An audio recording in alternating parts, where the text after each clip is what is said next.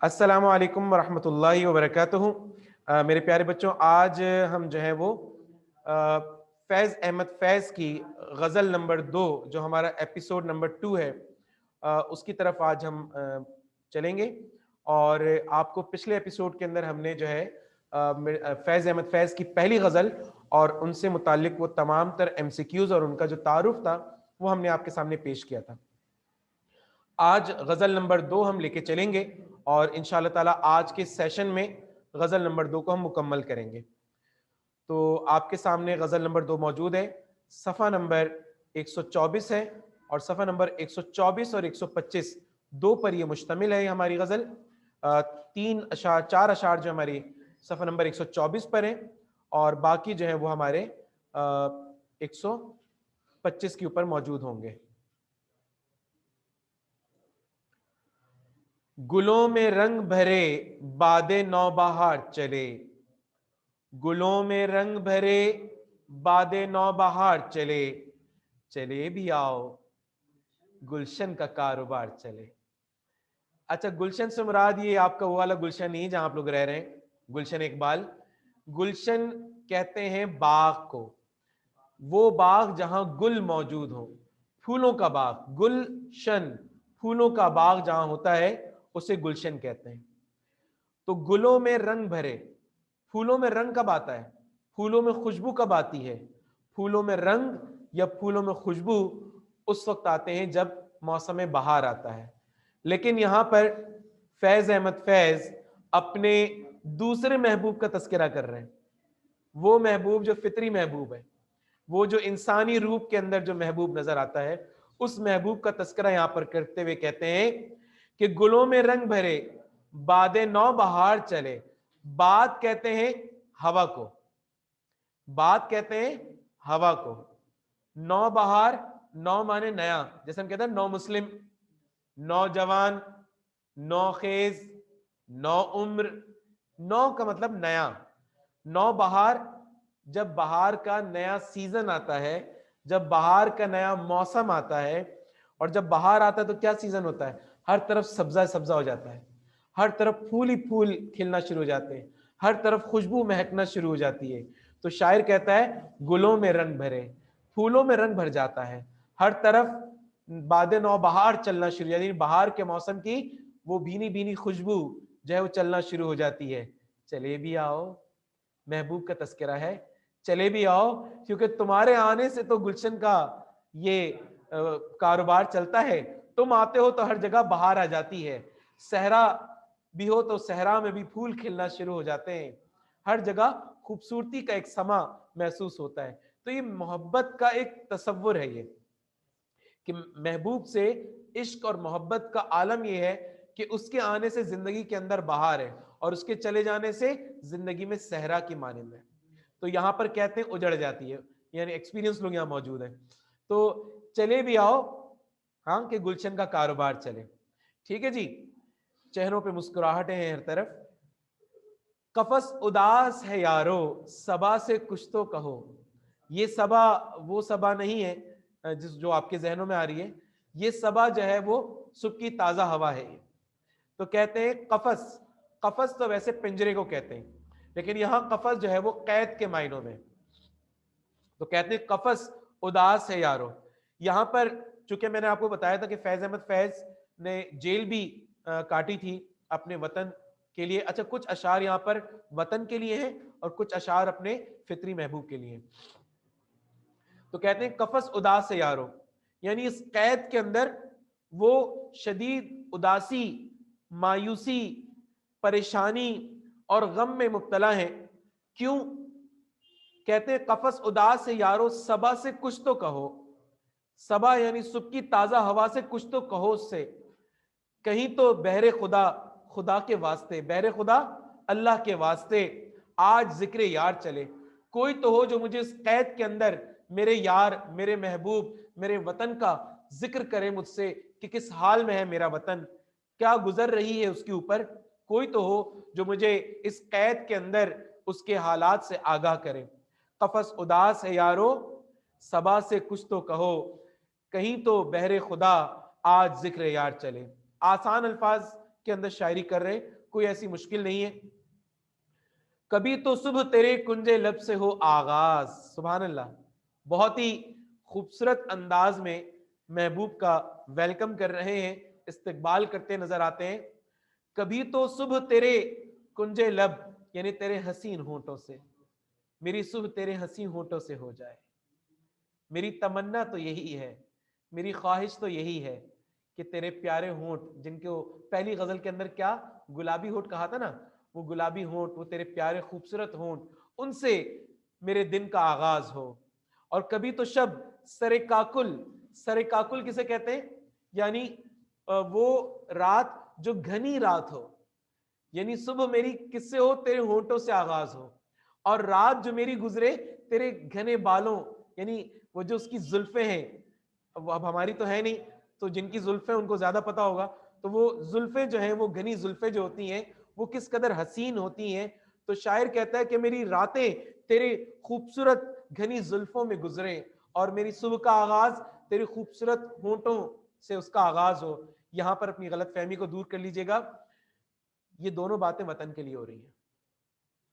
تو مشک بار چلے، مشک کا کسے کہتے ہیں؟ سب سے مہنگی ترین خوشبو جو ہرن کے پیٹ سے حاصل کی جاتی ہے.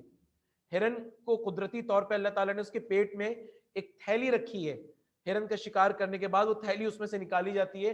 مشک دنیا کی سب سے مہنگی ترین اور اعلیٰ ترین خوشبو. تو مشک کا ذکر کرتے ہیں. کبھی تو شب سر کاکل سے مشک بار چلے، تیرے گھنے بالوں، تیری گھنی زلفوں جس سے مشک کی خوشبو آتی ہے، اس میں میری راتیں گزریں اور میرے دن کا آغاز تیرے خوبصورت ہونٹوں کے ساتھ ہو.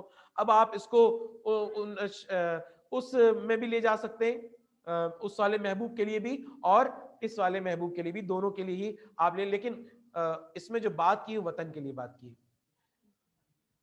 اس کے بعد کہتے ہیں کہ بڑا ہے درد کا رشتہ یہ دل غریب ہی سہی. اس دنیا میں سب سے بڑا رشتہ درد کا ہے. آپ اگر کسی تکلیف سے گزرے ہیں تو اس تکلیف کو آپ ہی سمجھ سکتے ہیں. اس دنیا میں جو کوئی اس تکلیف سے گزرا ہوگا وہ آپ کی تکلیف کو محسوس کر لے گا، کیونکہ وہ خود اس تکلیف سے گزرا ہے.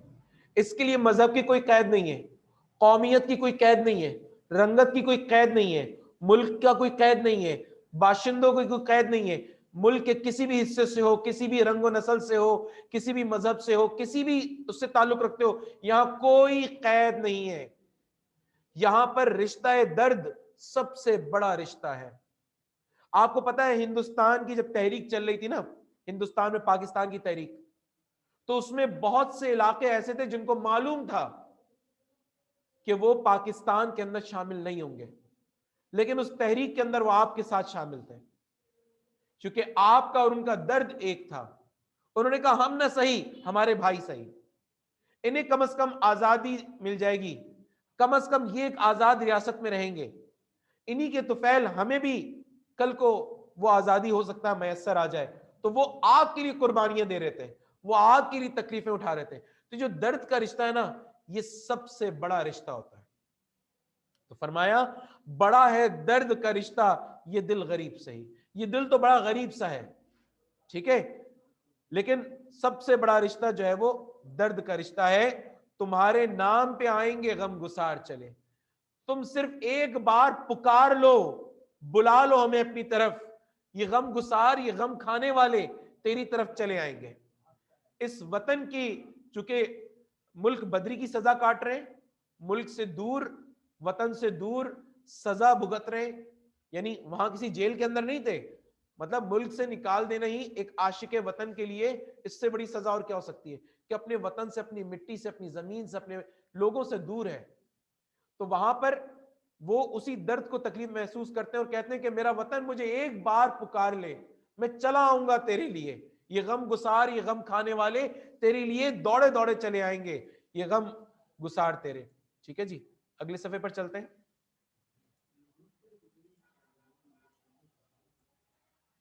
جو ہم پہ گزری، جو ہم پہ گزری سو گزری مگر شب ہجراں.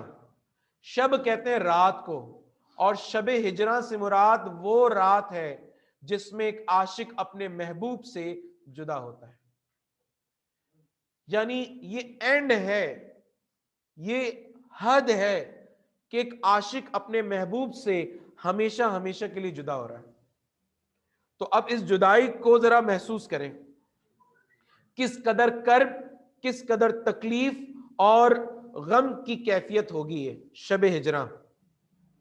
تو شاعر کہتا جو ہم پہ گزری سو گزری, تمہیں چھوڑ کر جو ہمیں جانا پڑا ملک بدری کی سزا میں, جو ہم پہ گزری سو گزری, ہم نے تو سہ لیا لیکن دعا دے رہے اپنے وطن کو, ہمارے اشک یعنی ہمارے آنسو تیری عاقبت سنوار چلے. ہماری دعا یہ ہے کہ ہمارے یہ آنسو تیری زندگی کو, تیری آگے کی زندگی کو جو ہے وہ سنوار دے, اسے ٹھیک کر دے, ہمارے اشک تیری عاقبت سنوار سکے. عاقبت یعنی کسی کی آخرت, لیکن یہاں وطن کی آخرت سے مراد نہیں ہے, وطن کی مستقبل سے مراد ہے. تو ہمارے اشک تیری عاقبت سنوار چلے. ٹھیک ہے. اسی طرح سے اگلے شعر کے اندر کیا کہتے ہیں, حضور یار, حضور یار ہوئی دفتر جنوں کی طلب. کس کی طلب ہو رہی ہے؟ وطن کی یاد. حضور یار سے مراد یہاں پر وطن ہے, کہ وطن کی یاد آ رہی ہے. حضور یار ہوئی دفتر جنوں کی طلب. جب یار کی یاد آتی ہے تو کیفیت کیا ہوتی ہے؟ جنون طاری ہو جاتا ہے, پاگل پن طاری ہو جاتا ہے. تو کہتے ہیں حضور یار ہوئی دفتر جنوں کی طلب, گرہ میں لے کے گریباں کا تار تار چلے. اور حالت یہ کہ اب گریبان تار تار ہے, اب دیوانگی میں, جنون میں, پاگل پن میں ہم نے اپنے گریباں کو تار تار کر دیا ہے, اسے پھاڑ دیا ہے. اور اب صرف کیا اس کے یعنی اس گریباں کو تار تار کیے گلی گلی ہم پھر رہے ہیں اپنے وطن کے اس عشق میں, اس جنون میں, اس دیوانگی میں, اس پاگل پن کے اندر. اور آخری اس غزل کا شعر اور آج کے لیکچر کا آخری شعر, مقام فیض. یاد ہوگا ایم سی کیوز میں میں نے آپ سے پوچھا تھا یہ, مقام فیض کوئی راہ میں جچا ہی نہیں. بات کیا ہے کہ جب ہم کسی کی قدر نہیں کرتے تو وہ یہی کہتا ہے کہ بھائی تم لوگوں نے تو میری قدر ہی نہیں کی. تو یہی بات یہاں پر فیض کہہ رہے ہیں کہ مقام فیض, فیض کا جو مقام تھا کوئی راہ میں جچا ہی نہیں, کسی کو قبول ہی نہیں ہوا میرا مقام. حالانکہ میں اپنے وطن کا عاشق, میں اپنے وطن کا دیوانہ, لیکن میری قدر نہیں کی گئی. نہ میرے عشق کی, نہ میرے جنون کی, نہ میرے محبت کی قدر نہیں کی گئی. مقام فیض کوئی راہ میں جچا ہی نہیں, جو کوئے یار سے نکلے تو سوئے دار پر چلے. جو وطن کے لیے نکلے تو انہیں سولیوں پہ لٹکا دیا گیا. دار کسے کہتے ہیں؟ وہ پھانسی کا پھندا جس پر لٹکایا جاتا ہے. تو جو وطن کے لیے نکلے انہیں دار پر لٹکا دیا گیا, انہیں سزائے موت دے دی گئی, انہیں پھانسیوں پر لٹکا دیا گیا. تو یہ تھا میرے پیارے بچوں آج کا لیکچر جو ہم نے آپ کے حضور پیش کیا. امید کرتا ہوں کہ آج کا یہ لیکچر آپ کو سمجھ میں آیا ہوگا. یہ ہمارا تھا ایپیسوڈ نمبر 2. ایپیسوڈ نمبر 1 کے اندر ہم نے ایم سی کیوز, ہم نے فیض احمد فیض کا تعارف اور پہلی غزل ہم نے پیش کی تھی. آج ہم نے آپ کے سامنے غزل نمبر 2 ہم نے آپ کے سامنے پیش کی ہے. امید کرتا ہوں کہ اس کے ساتھ کہ آپ نے بہت اچھا سمجھا بھی ہوگا. اسی کے ساتھ اجازت دیجیے. جزاک اللہ.